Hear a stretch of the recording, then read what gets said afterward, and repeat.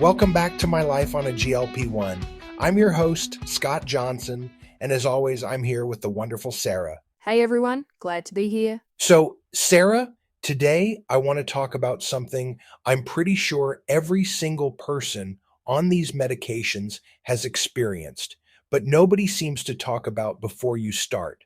I'm talking about that one day, the one before your next injection, when things just feel off. Oh, I know exactly what you're talking about.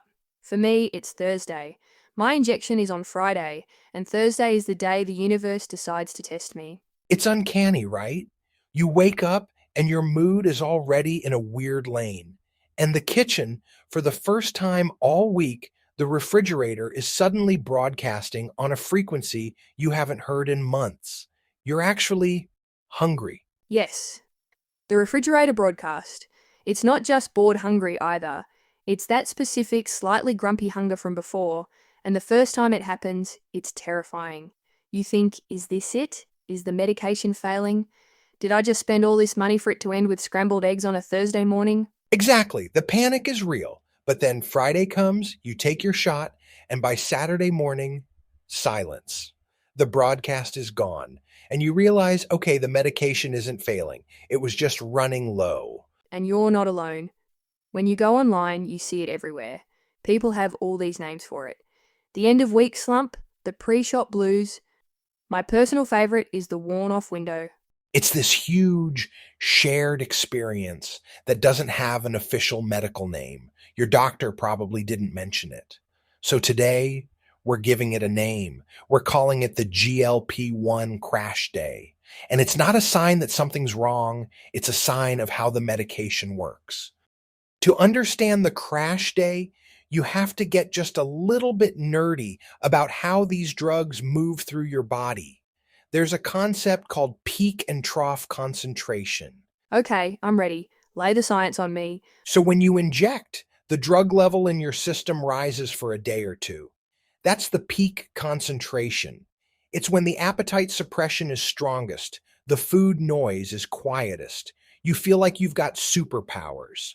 Right, days 2 and 3 are the glory days. Exactly.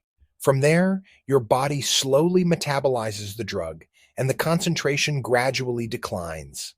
By design, these drugs have long half-lives, about 5 days for Tirzepatide, 7 for Semaglutide, so it stays at a therapeutic level for most of the week. Most of the week. That's the key phrase. It is, because in that final day or two, the drug level hits its lowest point of the weekly cycle. That's called the trough concentration. The medication is still working, but at a much lower level than at the peak. It's basically running on fumes. And for many of us, that difference is absolutely perceptible. And that's why it can feel so different for different people, right? Things like your metabolism, your dose, even how much sleep you got can change how low that trough feels. You nailed it. And people tend to experience the trough in 4 different ways, what we can call symptom clusters. The first and most obvious one is the return of hunger. It's so jarring, but I've noticed it's not the same overwhelming hunger from before. It's more polite. It suggests you might want to eat instead of screaming about it. It's a great way to put it. It's manageable. The second cluster is the mood shift. Ah, yes, my specialty. It's not depression or anxiety, it's just a lower frustration threshold. The same daily tasks just feel a little heavier. Everything is slightly more annoying. Totally. Number 3 is the energy dip. That crash day afternoon is when you're most likely to cancel the gym or find yourself staring into space instead of working. Mhm. And the last one, the one I find most unsettling, is the return of the food noise. It's like an old roommate you were glad moved out suddenly showing up on your doorstep. That mild preoccupation with what's for dinner hours before dinner is even a thing. But here's the reframe. You only notice its return because you now know what the quiet feels like. That's not failure, that's information. So true. Okay, so we know what it is and why it happens. What can we actually do about it? The most powerful thing is simple. Track it. Mark it on your calendar. Trough day is coming. When you anticipate it, it loses its power to alarm you. It becomes a predictable event, not a mysterious crisis. and you can prepare for it. The days leading up to it, be extra intentional. Drink more water, prioritize sleep, and definitely prioritize protein. Protein is your best friend on crash day. It has the highest satiety value. It's like meeting the medication halfway on its weakest day of the week. And I love the idea of reframing it entirely. Don't see it as a deficit, treat it as a recovery day, a day for lighter movement, gentler meals, and an earlier bedtime, knowing that tomorrow, the cycle resets. Exactly. The crash day isn't a flaw. It's a weekly reminder of the distance you've traveled. It's not a glimpse of failure. It's a glimpse of what life was like before, and that can be a powerful motivator. So, for anyone out there experiencing this, know that it's normal, it's predictable, and it is absolutely manageable. Remember to load all of your best new habits you built towards the end of the week. And speaking of habits, we thank you for habitually joining Scott and I every week.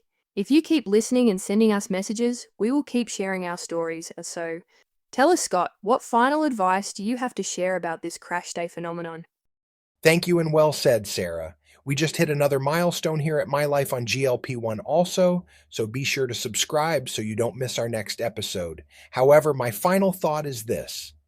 I want to offer a reframe that has been genuinely useful to me and that I think is worth sitting with. The crash day is not a flaw in the GLP-1 experience. It is evidence of how the medication works. You feel the trough because there is a peak. That is good news, even when it does not feel good. It means the medication has been doing something meaningful. I have had a lot of Thursdays since that first one of my Zepbound journey. I know what they are now. Nowadays, I prepare for them. I do not panic when they arrive. So, on behalf of Sarah, I'm Scott Johnson, reminding you that injection day is coming, and always remember to love your journey.